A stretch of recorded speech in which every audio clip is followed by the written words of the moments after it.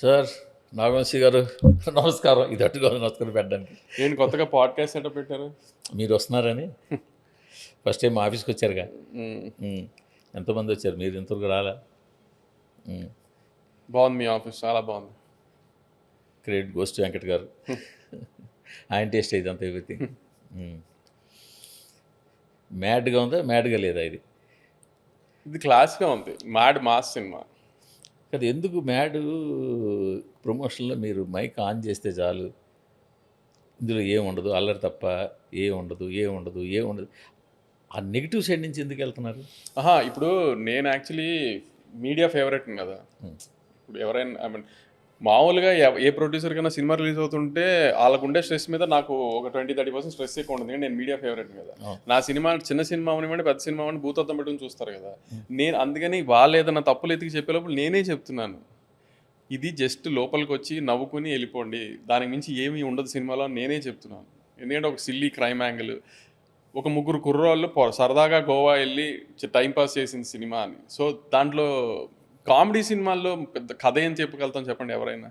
So ఆ సెన్స్లో నేను ముందే ప్రిపేర్ చేస్తున్నా. ఇప్పుడు రివ్యూ రైటర్స్ అన్నా ఇదన్నా కానీ రివ్యూని ఎలా జడ్జ్ చేస్తారంటే జనరల్గా మీకు కొన్ని పాయింట్స్ ఉంటాయి కదా, కథ ఎలా ఉంది, దాని లోపల లేయర్స్ అన్ని ఎలా సెట్ అయినాయి ఇది అని. అలా కాకుండా వచ్చి నవ్వుకున్నామా లేదా, చుట్టుపక్కల ఆడియన్స్, మీరు కూర్చుని సినిమా చూస్తున్న ఆడియన్స్, థియేటర్లో ఆడియన్స్ అందరూ ఎంజాయ్ చేశారా లేదా చూసి రివ్యూ చేయండి. అంతే తప్పితే సినిమా మీరు రెగ్యులర్గా ఒక సినిమాని ఎలా రివ్యూ చేస్తారో అలా రివ్యూ చేయకండి. ఈ సినిమా అలాంటి సినిమా కాదు. ఇదొక ఒక ముగ్గురు చిన్న ఇంజనీరింగ్ కాలేజ్ అయిపోయిన పిల్లలు టైంపాస్ ఫన్కి గోవా వెళ్ళిన. అంటే మీరు అన్నది బాగుంది, కానీ ఒక లిమిటెడ్ సెట్ ఆఫ్ పీపుల్ కోసమని లార్జ్ సెట్ ఆఫ్ పీపుల్కి మీరు సరైన మెసేజ్ పంపిస్తున్నట్టు అవుతుందా? లార్జ్ సెట్ ఆఫ్ పీపుల్ ఎవరు? ఆడియన్స్. మీరు అన్నది the major part chunk of the audience ఎవరు? తూకం వేసుకుని సినిమా చూడరు. వాళ్ళు టికెట్ డబ్బులు ఖర్చు పెట్టుకుని వస్తారు ఎంటర్టైన్ అవ్వడం కోసం. వాళ్ళు ఎంటర్టైన్ అయ్యేలేదో చూసుకుంటారు, అంతే తప్పితే వాళ్ళు తూకం వేసుకుని చూసుకోరు. తూకం వేసి చూసేది మై ఫేవరెట్. బట్ వాళ్ళకి ముందు నుంచే మీరు ఇందులో ఏం లేదు ఇందులో ఏమీ లేదంటే నేనేమన్నాను, కథకు ఒక ఇవి ఉంటాయి కదా, మీ టిక్ మార్క్స్ అవన్నీ లేవు అని చెప్పాను. నేను ఫస్ట్ నుంచి చెప్తుంది ఏంటి, మ్యాడ్ స్క్వేర్ అనే సినిమా ఓన్లీ ఎంటర్టైన్మెంట్ కోసం తీసాము, మీరు డెఫినెట్గా థియేటర్కి రండి, నవ్వుకుని వెళ్తారో అది నా గ్యారంటీ అని అదే చెప్తున్నాను నేను. నవ్వించే గ్యారంటీ నాది. అలా కామెడీగా నవ్వించే సినిమా తీసాం మేము గ్యారంటీగా. సార్ ఇప్పుడు క్రిటిక్స్ కూడా ఏ సినిమాని జడ్జి చేసేటట్టు ఆ సినిమాని జడ్జ్ చేస్తారు యూజువల్గా. ఒకేలా చూడరు కదా. కరెక్ట్. ఏ సినిమాని జడ్జ్ చేస్తారో ఆ సినిమా. బాహుబలి, జాతిరత్నాలు ఒక రకంగా చూడరు, కానీ వంశీ సినిమా అంటే కొంచెం లవ్ ఎక్కువ కదా. అది మీరు అనుకుంటున్నారు. దిల్ రాజు గారిలాగా మీరు కూడా ఒక దీంట్లోకి వెళ్ళిపోతున్నారు. నేను నా సినిమా వేరు, నన్ను దిల్ రాజు గారికి ఈ రకం తలహా చిన్న ఫీలింగ్ ఉంది. ఇప్పుడు మీరు కూడా రెండో దిల్ రాజు గారు ఆయనే చెప్పారు, నేను నాగవంశీలో చూసుకుంటున్నాను, మీరు కూడా అలా తయారైపోతున్నారు. అలా అనట్లేదు సార్ నేను. ఇప్పుడు మీరు అన్నది ఇప్పుడు పర్ఫెక్ట్ ఎగ్జాంపుల్. యాక్చువల్లీ నేను మ్యాడ్ 1 ప్రమోషన్స్లో జాతిరత్నాలు లాగా నవ్వపోతే డబ్బులు నాకు ఇస్తా అన్నా, కానీ ఆ సినిమా జాతిరత్నాలు లాంటి సినిమా కాదు. ఆ cinema college cinema, college fun, అమ్మాయిలు, లవ్, ఇది అది. ఈ సినిమా ప్రాపర్ జాతిరత్నాలు లాంటి సినిమా.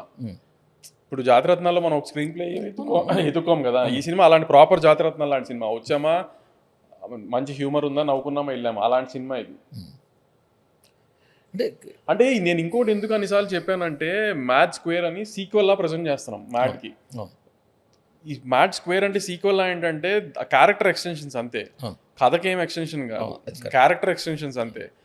ఇప్పుడు మామూలుగా మీరు చెప్పండి, వీళ్ళు ఇంజనీరింగ్ కాలేజ్ చదువుకున్న పిల్లలు 4, పెద్దగా అంత గొప్పగా ఏం చదవలేదు, ఇంకా ఉద్యోగాలు ఏం రాలేదు, ఏం చేస్తారు? ఏదో అల్లరి చేస్తారు, టైంపాస్ చేస్తారు కదా. వాళ్ళ లైఫ్లో ఏం ఇంట్రెస్టింగ్గా ఉంటుంది? ఇదే కదా, ఈ అల్లర్లే కదా. అదే చెప్పాను నేను. ఇప్పుడు వాడు బాగా చదివి యూఎస్ వెళ్ళి ఎంఎస్ చేసి మంచి ఉద్యోగం చేసి, లేకపోతే బాగా చదివి ఐఏఎస్ ఐపీఎస్ అయితే ఆడి లైఫ్ ఇంట్రెస్టింగ్ ఉండదు. అది మనం ఎమోషనల్గా వేరే కథగా తీయచ్చు ఆడి లైఫ్ని. ఇప్పుడు పెద్దగా చదవని మాలాంటి వాళ్ళు, పెద్దగా చదవని వాళ్ళు గోవాలో టైంపాస్ చేస్తుంటే ఎలా ఉండదు, అల్లరిచిల్లరగా ఉంటుంది. అలానే సినిమా కూడా అల్లరిచిల్లరగా ఉంటుంది అని చెప్తానికి ట్రై చేస్తున్నాను నేను, అంతే. బట్ ఇది యాక్చువల్గా మీకు మీరు అన్న పాయింట్ ప్రకారం ఇది ఒక సిరీసే యాక్చువల్గా చెప్పాలి. ఎగ్జాక్ట్లీ. ఎందుకంటే అక్కడ కాలేజీలో ఫన్, ఇప్పుడు కాలేజ్ నుంచి బయటకు వచ్చాక ఫన్ అనుకోవద్దు. కానీ రేపు పొద్దున్న రీయూనియన్ అని పెట్టి వాడు అమెరికా వెళ్ళు, దుబాయ్ మళ్ళీ అది ఈ పార్ట్ సక్సెస్ అయిన కొద్దీ మనం ప్లాన్ చేసుకుంటూ వెళ్ళడమే ఐడియాస్ ప్రకారం. అంటే ఆ క్యారెక్టర్లా క్యారెక్టర్లు క్యారీ అవుతాయి. అదే అసలు మీరు ఇందాక దానికి వస్తే మీడియాకి మీ మీద ఎక్స్ట్రా ఫోకస్ ఉంటుంది అనుకుంటే, ఇండస్ట్రీలో ఏ ప్రొడ్యూసర్కి మీరు చెప్పండి లేదా? ఉంది. మరి దిల్ రాజు గారితో కంపారిజన్ ఎందుకు నాకు? నేను అది దిల్ రాజు గారు స్టేజ్ల మీద మాత్రమే. నేను మీరు కాబట్టి ఇంటర్వ్యూలో అడిగారు కాబట్టి చెప్తున్నా. మీరు మీడియా పర్సన్ కదా, సీనియర్ మీడియా పర్సన్ కదా, మీరు చెప్పండి. నా మీద ఫోకస్ లేదా? అది ఎందుకు ఉంది అని అడుగుతున్నాను నేను. నేను మిమ్మల్ని అడుగుతున్నా, మీరు చెప్పండి. అంటే నేను ఇంకోటి చెప్తాను సార్, ఇంక మిగతావన్నీ కూడా స్వప్న సినిమా, మైత్రి మూవీస్, అన్నపూర్ణ, ఇలా బ్యానర్గా సోషల్ మీడియాలో ఉన్నారు వాళ్ళు. ఆ సినిమా సంబంధించి ఏదో ఒక పోస్ట్ చేస్తారు, బ్యానర్గా ఉంటారు, సినిమా రిలీజ్ చేస్తారు. వాళ్ళు ఏది కూడా ఆన్ స్క్రీన్ పెద్దగా ప్రొజెక్ట్ అవ్వరు. బట్ సితారా ఎంటర్టైన్మెంట్స్ అనే బ్యానర్ కన్నా నాగవంశి అనేదే పాపులర్. ఎందుకు? అది మీరు చెప్పాలి. మీరు దానంతటి మీరు అలా ఫోకస్ అయ్యారా?